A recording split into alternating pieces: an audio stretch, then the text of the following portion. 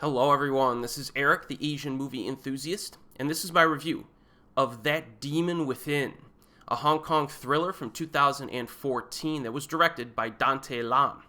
Now I have reviewed a handful of this director's movies over the years: Beast Cops, Beast Stalker, Stool Pigeon, Operation Mekong, Operation Red Sea, and The Rescue all have reviews on my channel. I modestly recommend The Rescue, but I strongly recommend all of the others that I reviewed so far. So Dante Lam has made a number of very entertaining movies. Now, That Demon Within does not waste time. You get Nick Chung here, and it begins with a team of bandits led by Nick Chung who perform an armed robbery and escape. But the cops find their hideout and stage an assault. Now, Nick escapes the cops, but gets wounded critically in a car accident. So he's transported to a hospital and he's suffering from blood loss. Now, the policeman on duty, played by Daniel Wu, has a blood match with this guy, so he donates his blood to save his life. The police, the cops show up. Okay, these other cops show up after the fact, and they get pissed off that this robber's life was saved by another cop. But, I mean, Daniel's character had no idea who this guy was. You know what I mean? He didn't know that this guy was like a robber and a murderer. So, of course, you know, the bad guy recovers his health eventually and escapes the hospital. So every time Nick Chung's villain character, like, kills someone or does an evil deed, Daniel Wu's cop character feels kind of responsible for it because he saved his life. So, and in addition to that, there's conflict within the heist team involving the location of some stolen diamonds. And on top of all that, our protagonist cop character has some serious psychological problems. And they stem from like a traumatic event in his past. So, like, what's going to be the outcome for this complete mess of a situation? And it's actually a really neat premise for a movie. Now, That Demon Within is very psychological. It's definitely more of a thriller than it is an action movie. So if you're expecting, like, you know, high-octane action, you're not going to get that here.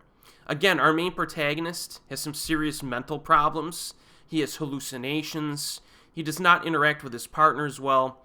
So when he's thrown into some very stressful situations in the movie, there's a chance that he's going to crack and go completely insane. At the very beginning of the movie, he says something like, every man has his own fear and different ways of hiding it, but fear just never goes away. It frightens me.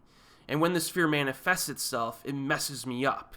So I badly needed security, and this police uniform helps me feel safe. Now, that's kind of, that's a recipe for some disaster if you're mentally unhinged. And I think this movie does a pretty good job of setting up that psychological angle, and it focuses on it to a sufficient degree. Now, the problem is that this premise, it really needs a fine-tuned script in order to reach its highest potential. And I think the script to That Demon Within needed a few more passes. You know, it's not as smooth as something like Mad Detective, the Johnny To film, as one example, which has a much cleaner presentation and an ending that kind of brings everything together quite nicely, I thought. The ending to That Demon Within is a little bit messy, and it's not as satisfying or as clever as it could have been. In fact, there's one plot element that is totally confusing in how it's presented. And if you watch this movie and you're confused with it, especially like the last 5 minutes of the film, all you need to do is check the cast list on the Wikipedia page, and that will give you a clue. Pay attention to the characters that are listed next to the actors' names, and that's your answer if you're confused with this. But when I first saw this, I was like, how does that make any freaking sense? And because of the way it's presented. And then when I checked the cast list just to kind of double check some things, that's when I got my answer. So yeah, that's all I'll say. No spoilers. So yeah, the script writing in this movie, it doesn't tap all of its potential psychologically, but the story, it just feels fresh to me with all these different elements kind of blended together. The premise is cool, and it's engaging and entertaining to watch because you're wondering, like, the whole time, you know, like, how these different elements and characters are going to impact with each other. You know what I mean? Like, is our main cop character gonna, like, just fly off the rails at some point and just do something really bad? And, like, what's going on with, like, this conflict between the bad guys? And, like, there's so much conflict at play. You're wondering who is gonna take who out, you know what I mean? Stuff like that. So it's pretty engaging. And there are a few pretty good twists along the way that I didn't really see coming. So, and it's paced very well, I think. Performances are good overall. I've always liked Daniel Wu, and this is one of his better performances, I think. Not an easy role to play, given the intensity of emotion required, but he pulls it off. And Nick Chung is given a little less to do, I think, with his character. But he does a good job of acting shady and evil. And Liu Kai-chi is in this, and I just covered him when I did my review of The Detective not long ago.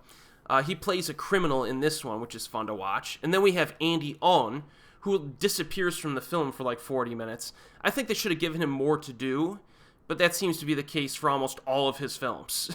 Like, he's almost always underutilized, which is kind of frustrating following this guy's career for the last few decades, but, you know, so that's par for the course. But he's good in this as well.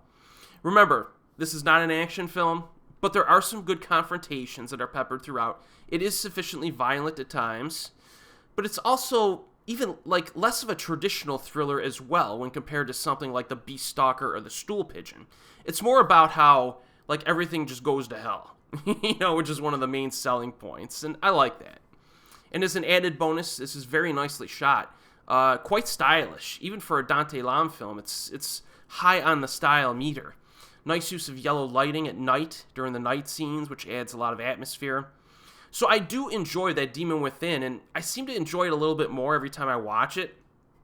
It has its flaws, you know, from a script writing standpoint, and it has some untapped potential, but I'm fully engaged when I watch this. I find this very easy to sit through. It feels a little bit different and refreshing. So if any of you have seen this already, or you end up watching it based on my recommendation, let me know what you think of it in the comments section below, because I think this is a film that could be a little divisive. But, yeah, I like it. It's currently available on Vudu streaming and physical media. And as always, I will see you next time.